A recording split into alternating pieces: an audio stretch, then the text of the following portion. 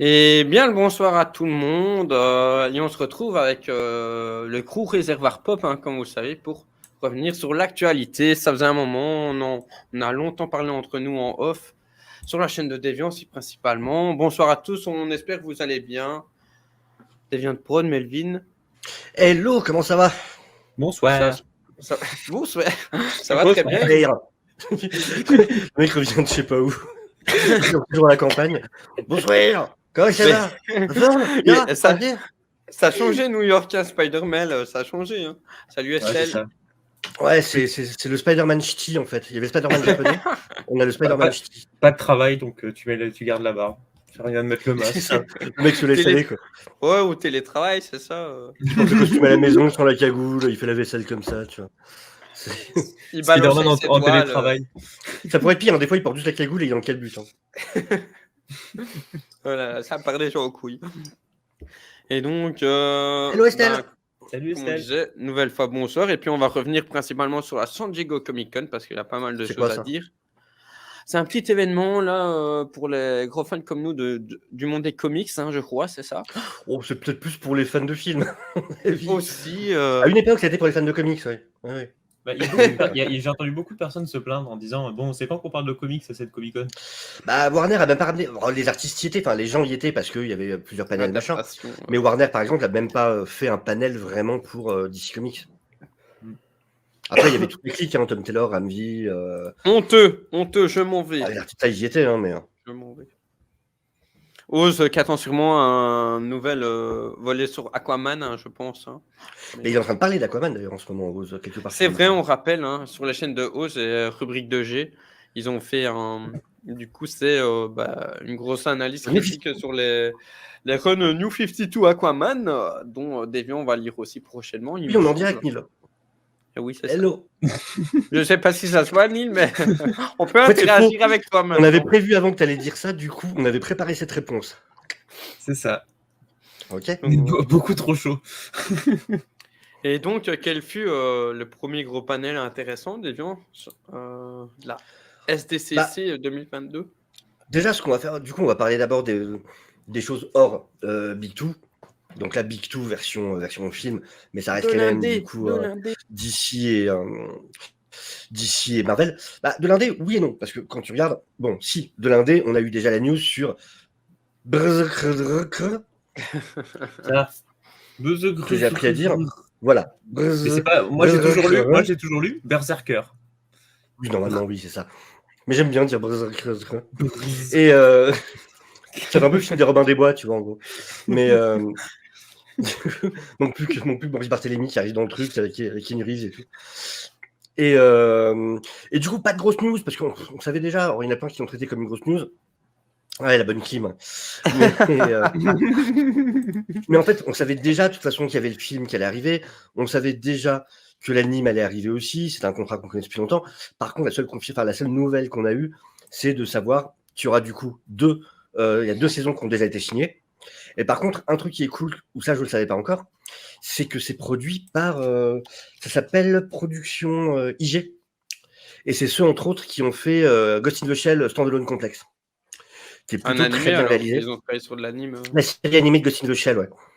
Et ils ont quelques autres séries à leur actif. Et franchement, bah, ça promet plutôt du bon dans un studio japonais. Hein.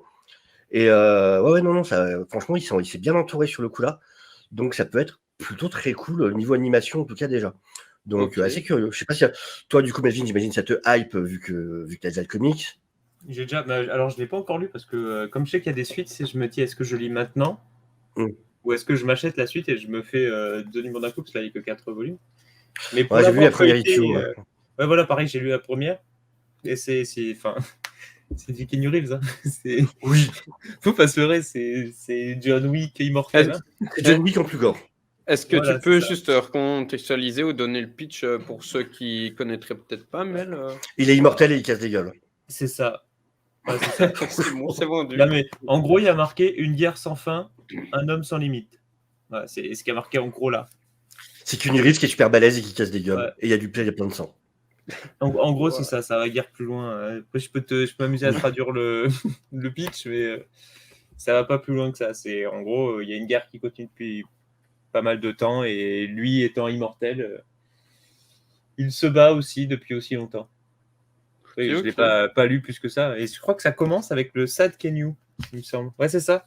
Genre, la première planche, c'est littéralement Keanu Reeves, le même de lui, tu sais, quand il est sur son banc. Ouais, bah, ça m'étonne pas de lui en même temps, ça. Et ça me fait délirer, c'est la première chose que tu vois. Ça m'étonne pas. Non, intéressant. Après, de toute façon, voilà, c'est un projet à la base qui a été fait. Le comic, déjà, à la base, a été fait pour pouvoir vendre l'adaptation. Donc, c'est pas étonnant que ça arrive. Puis voilà, t'as un nom comme Keanu Reeves derrière, donc tu sais que ça va se faire de toute manière. Donc voilà, projet qui va de toute façon arriver. Toi, du coup, Dylan, motivé par ce projet? Bah, là, comme ça, plus ou moins hypé, hein, on va dire. Keanu Reeves qui casse des gueules, tout ça. Après le contexte historique, t'as dit, il a l'air d'avoir un petit contexte histo, donc pourquoi pas. Et par contre, là, tu m'as dit le truc animé, je vais essayer de voir au moins la série Ghost in the Shell que tu disais pour me rendre compte du travail des artistes, avoir une idée déjà de à quoi ça pourrait ressembler. Au moins vu les films Ghost in the Shell, rassure-moi. Ouais, j'ai vu le premier. Hein. Ouais, les films d'animation. Et j'ai vu l'adaptation aussi. Oui, non, mais ça, c'est pas grave. Mais non, mais le premier, oui, j'ai vu le premier, ouais, j'ai vu le premier. Et Ghost in the Shell Innocence, le 2, il est magnifique, il est incroyable. Je me réécoute encore, juste je me réécoute régulièrement les lives de Kenji Kawai, le compositeur justement des Ghost in the Shell, c'est de la dinguerie. Musicalement, c'est une de mes soundtracks préférés. Hein, donc, oui. Mais donc, non, c'est curieux. Du coup, en news suivante, alors, pour Melvin, qui, on va pas se mentir, est du coup le président et le seul membre officiel du fan club Walking Dead à avoir survécu, en tout cas, hein, parce qu'ils étaient très nombreux à une époque. Ils ont appliqué la logique du « il ne peut en rester qu'un ». Du coup, Melvin a gardé le fort. Voilà. Et du coup, ça me fait plaisir de pouvoir annoncer à Melvin qu'effectivement, ça continue. Et qu'on continue avec les spin-offs, parce que pourquoi on arrêterait à un moment, même si personne regarde. Et alors Et du coup, Andrew Lincoln de retour pour un spin-off sur Rick et Michonne. Et pas Micheline, comme j'ai envie de le dire à chaque fois. Ça va pas plus cool d'ailleurs. Mais Michonne. Avec Danaï Gurira. Ce qui est bête, c'est qu'au départ, lui, il avait quitté la première série justement pour se concentrer sur les films qui devaient venir. Donc, c'était une trilogie où se concentrer sur lui et ce qui se passe après. Personne l'a appelé. Non, mais le pire, c'est qu'il y a une histoire comme ça. Hein. C'est-à-dire qu'il a dit, moi, j'attends toujours. Puis après, ça a été les films. C'est-à-dire, en fait, il devait y avoir un film sur lui. Et puis maintenant, on est parti sur une série. Alors, je suis en mode, non, mais à un moment, décidez-vous, faites quelque chose, faites une réunion, mettez-vous d'accord. Donc, après, moi, je suis chaud parce que j'aime beaucoup ce personnage. Et Walking Dead, ça se finit là, fin de l'année, je crois. Parce qu'ils ont annoncé ça, ils ont annoncé une nouvelle série, une série d'anthologie où tu vas changer un petit peu d'histoire.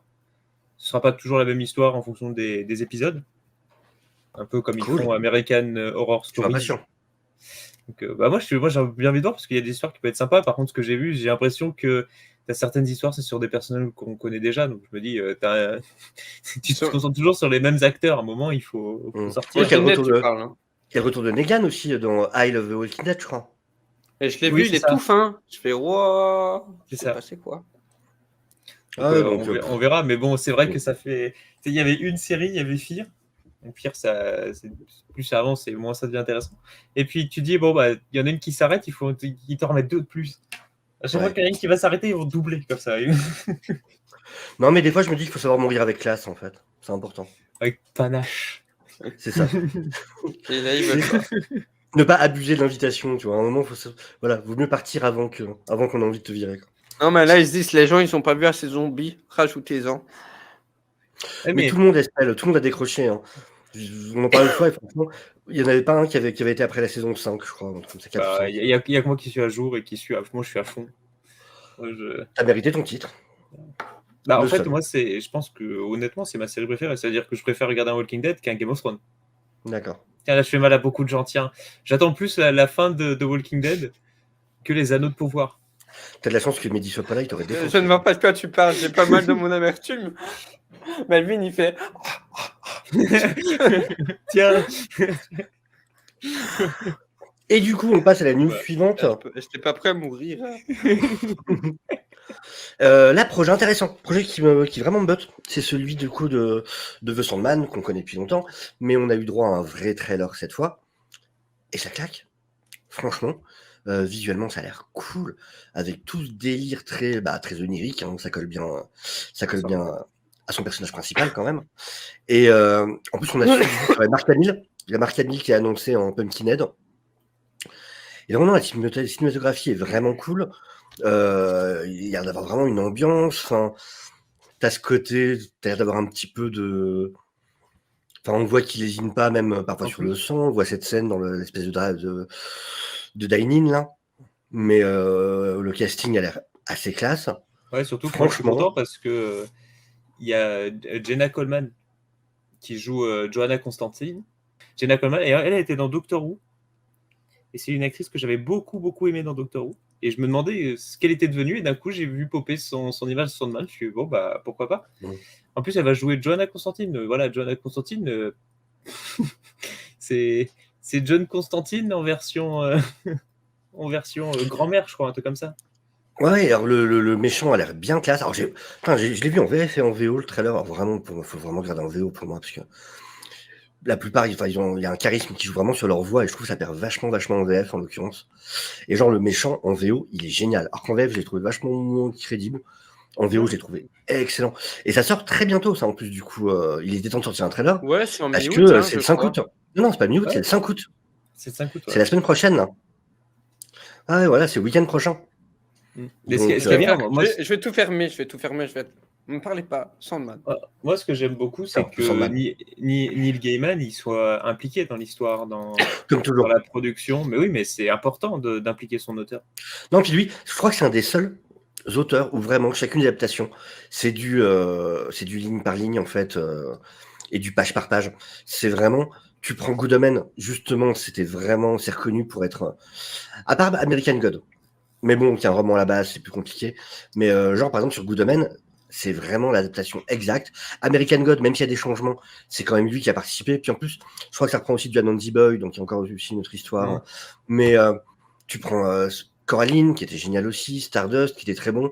Enfin, franchement, au niveau adaptation de Gaiman, il s'en sort bien, le gars. C'est pas Stephen King. Et, King, il chapeaute pas, il est en mode allez, j'ai vendu les droits, yes. ouais, c'est ça, quoi. Il y a quelques perles, hein, mais il y a quand même beaucoup de trucs à acheter. Mais Neil Gaiman, de ce côté-là, ouais, franchement, chapeau, quoi. Il se fait un beau panel d'adaptation de ses œuvres. Il n'y a rien à dire là-dessus. Du coup, ouais, ça te botte, Dylan, toi? Ah oui, Pardon, ben ouais, Melvin. à fond. Au début, j'étais mitigé, peut-être parce qu'il y avait certains cultes vus et revus, je vais dire. Et puis plus ça avançait, plus je me dis, oula, les discussions entre les antagonistes, les divers personnages, le charisme, les effets visuels et tout, je fais, wow, ça a l'air vraiment dingue à tous les niveaux. Puis comme ça, Donc, espèce de désert, comme ça, avec espèce d'immense corps de femme, comme ça, dans le fond. il y a des plans, c'est leur Lucifer, je crois, du coup, joué par Gwendoline Christie, elle est posée à un angle à gauche, et tu vois toute l'aura là des enfers, et je fais, wow. Genre, c'était Dave McKean, non, l'artiste sur The Sandman? Je saurais pas dire. Alors, je saurais pas dire, vu que là, il y en a plusieurs. D'accord. Moi, j'ai Dave Stewart. Ok. Non, c'est chouette qu'il y avait un Mais côté moi, à c'est Dave parce que moi, j'ai que McKean. l'ouverture. Parce que je sais du qu'ils ont coup, souvent bossé ensemble, Neil Gaiman et Dave McKean, et je retrouve un côté Dave McKean, justement, sur certains des. Illustration de couverture de la plans. série, Dave McKean. Ah, bah voilà. D'accord. Et donc, ça moi, doit je être lui, suis très intrigué sur le pourquoi du comment. En gros, c'est le Sandman qui doit un peu sauver l'univers par rapport à ce Eh bien, qui tu se as une passe. semaine à patienter. Oh, putain. C'est wow. Mais ça vient très bientôt. Mais en tout cas, non, vraiment cool ce projet. Franchement, ça donne envie, ça donne envie. Du coup, news suivante. Bah écoute, pour les choses hors Big Two, franchement, si, alors t'as un spin-off de Rick et Morty qui est dispo dès maintenant sur YouTube, Vindicator, pour ceux que ça intéresse. En tout, ça fait 30 minutes du coup en plus, donc c'est une espèce de parodie des équipes de super-héros. Donc c'est cool, c'est gratuit, c'est sur YouTube. Donc c'est plutôt cool, c'est vraiment un truc qui a été fait pour faire plaisir aux fans, je trouve que c'est bon esprit.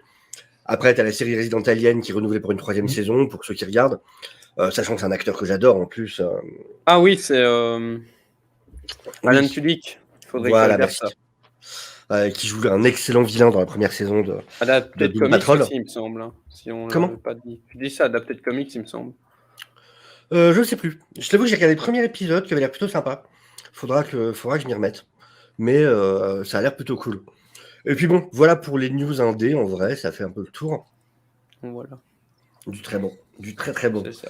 Bon, eh ben on a fait le Du tour coup, de tout. ouais, des bisous, hein, le chat. On vous retrouve dans une semaine ou deux. Merci mon Christian, merci Estelle, merci tout le monde. Et tous ceux Portez-vous qui sont bien. passés. Mais oui, merci à mon Mehdi, merci mon Jarod, merci toute la clique. Christian, Melvin, évidemment, on n'oublie pas. Même s'il n'aime pas Game of Thrones, hein, voilà. Game of Thrones. Ouais, c'est ça, gars. Game of Thrones. Des bisous, à bientôt et Prenez soin de Profitez de la vous, passez une Au plaisir. bonne fin de semaine. Et lisez des Et puis comics. voilà. lisez des comics. Lisez. Lisez des comics. Qui est malade, le pauvre commis en plus.